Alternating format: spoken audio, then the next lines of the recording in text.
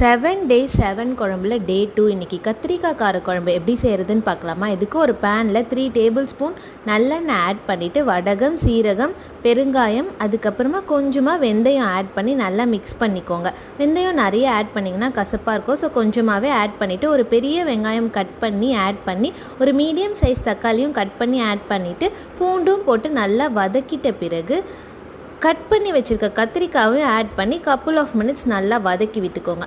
நல்லா வதக்கின பிறகு ஒரு லெமன் சைஸ் புளியை நான் ஊற வச்சு அதோடைய எக்ஸ்ட்ராக்ட் மட்டும் எடுத்து வச்சுருக்கேன். அந்த புளி தண்ணியும் கத்திரிக்காயோடைய நிறம் மாறின பிறகு ஆட் பண்ணிக்கோங்க.